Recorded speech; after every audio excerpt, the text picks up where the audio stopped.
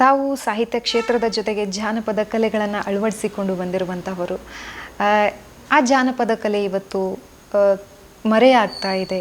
ಅಲ್ಲಿ ಅಂದರೆ ಕೆಲವು ಭಾಗಗಳಲ್ಲಿ ಮಾತ್ರ ಜಾನಪದ ಕಲೆ ಕಾಣ್ತಾ ಇದೆ. ಮುಖ್ಯ ವಾಹಿನಿಗೆ ಇದು ಕಂಡು ಬರ್ತಾ ಇಲ್ಲ.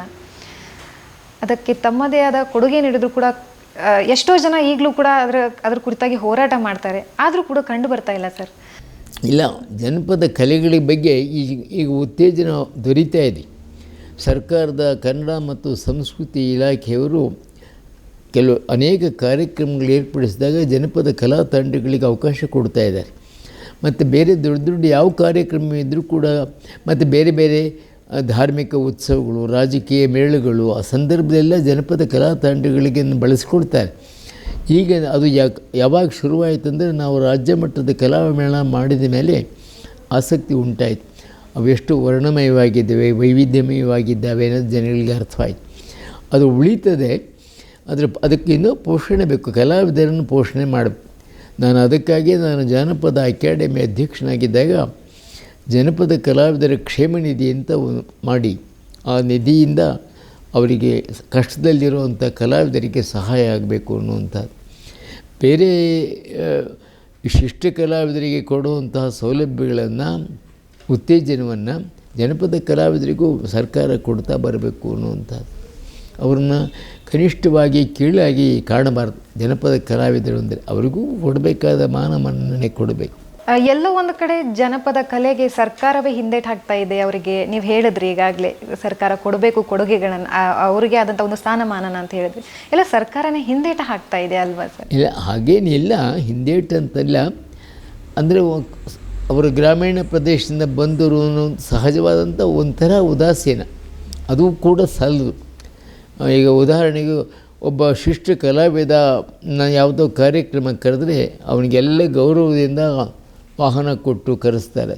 ಅದೇ ಜನಪದ ಕಲಾವಿದರು ಬಂದರೆ ರವೀಂದ್ರ ಕಲಾಕ್ಷೇತ್ರದ ಮೆಟ್ಲ ಮೇಲೆ ಹೊರಗಡೆ ಕಾಯ್ತಾ ಕೂರ್ತಾನೆ. ಹಾಗಾಗಬಾರ್ದು. ಅವನಿಗೂ ಶಿಷ್ಟ ಕಲಾವಿದನಿಗೆ ಏನು ಸಲ್ತದೋ ಅದೆಲ್ಲ ಮನ್ನಣೆ ಇವನಿಗೂ ಸಲ್ಲಬೇಕು.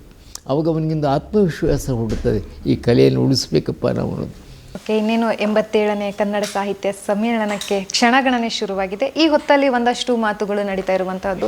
ಯಾಕಂತಂದರೆ ಹಿಂದೆ ಬಿಜಾಪುರದಲ್ಲೂ ಕೂಡ ಸಾಹಿತ್ಯ ಸಮ್ಮೇಳನ ಆದಾಗ ತಮ್ಮದೇ ಆದಂಥ ಆಹಾರ ಪದ್ಧತಿಯನ್ನು ಅವರು ಮಾಡಿದರು. ಅದರ ಜೊತೆಗೆ ಬೆಳಗಾವಿಯಲ್ಲೂ ಕೂಡ ನಡೆದಾಗ ತಮ್ಮದೇ ಆದಂಥ ಆಹಾರ ಪದ್ಧತಿಯನ್ನು ಇರುವಂಥದ್ದು. ಆದರೆ ಈಗ ಮಂಡ್ಯದಲ್ಲಿ ಒಂದು ಗೊಂದಲ ಶುರುವಾಗಿರುವಂತಹದ್ದು ಬಾಡೂಟದ ಕುರಿತಾಗಿ.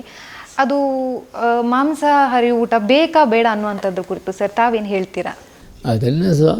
ಅದನ್ನೆಲ್ಲ ಸ್ವಾಗತ ಸಮಿತಿಗೆ ಬಿಟ್ಟಿದ್ದು.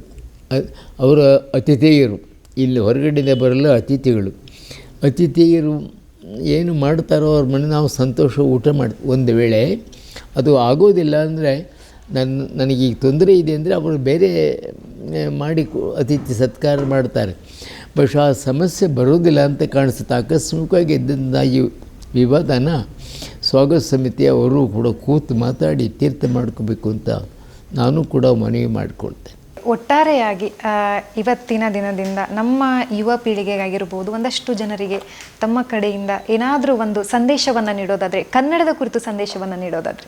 ಏನಿಲ್ಲ, ನಾನು ಕನ್ನಡ ಜನ ಮೊದಲನೇದಾಗಿ ಕನ್ನಡದ ಬಗ್ಗೆ ನಿಷ್ಠೆಯನ್ನು, ಅಭಿಮಾನವನ್ನು ಬೆಳೆಸ್ಕೊಳ್ಬೇಕು. ಕನ್ನಡಕ್ಕೆ, ಕನ್ನಡ ನೆಲಕ್ಕೆ, ಜಲಕ್ಕೆ, ಭಾಷೆಗೆ, ಸಂಸ್ಕೃತಿಗೆ ಏನಾದರೂ ಧಕ್ಕೆ ಬರೋ ಸಂದರ್ಭದಲ್ಲಿ ಕನ್ನಡಿಗರೆಲ್ಲ ಸಂಘಟಿತರಾಗಿ ಹೋರಾಡಿ ಇದನ್ನು ತಪ್ಪಿಸಬೇಕು. ಅದಕ್ಕೆ ಇಂಥ ಒಂದು ಆತ್ಮಶಕ್ತಿಯನ್ನು ನಮ್ಮ ಕನ್ನಡಿಗರು ಬೆಳೆಸ್ಕೊಳ್ಳಿ, ನಮ್ಮ ಕನ್ನಡ ಉಜ್ವಲವಾಗಿ ಬೆಳೀಲಿ, ನಮ್ಮ ಕನ್ನಡಿಗರ ಬದುಕು ಒಳ್ಳೆಯ ಶುಭವಾಗಲಿ ಬದುಕಿಗೆ ಅಂತ ಹೇಳಿ ನಾನು ಹಾರೈಸ್ತೇನೆ. ಸರ್, ಇಷ್ಟೊತ್ತು ನಿಮ್ಮ ಸಮಯವನ್ನು ನಮ್ಮ ಅಶ್ವವೇಗದ ಸುದ್ದಿವಾಹಿನಿಯ ಜೊತೆ ಹಂಚ್ಕೊಂಡಿದ್ದೀರಾ. ನಿಮ್ಮದೇ ಆದಂತಹ ಒಂದಷ್ಟು ಸಾಹಿತ್ಯ ಬಗ್ಗೆ ಆಗಿರಬಹುದು, ಕನ್ನಡದ ಬಗ್ಗೆ ಆಗಿರೋದು, ಈ ಎಲ್ಲವನ್ನು ನಮ್ಮ ವೀಕ್ಷಕರಿಗೆ ತಿಳಿಸ್ಕೊಟ್ಟಿದ್ದೀರಾ. ತುಂಬ ಹೃದಯದ ಧನ್ಯವಾದಗಳು ಸರ್. ಒಳ್ಳೆಯದು, ನಮಸ್ಕಾರ.